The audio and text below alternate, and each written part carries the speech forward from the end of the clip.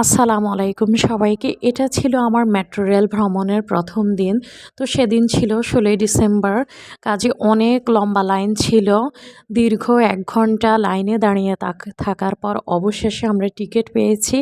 এখন আমরা চলে যাচ্ছি যেখান থেকে ট্রেনটা ছাড়বে সেখানে। তো যাই হোক, ট্রেনের জন্য অপেক্ষা করছিলাম। অপেক্ষা করতে, করতে ট্রেন চলেও এসেছে।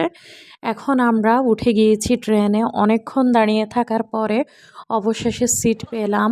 এরপর আমরা চলে এসেছি উত্তরদিয়া বাড়িতে। এটাই লাস্ট স্টপেজ।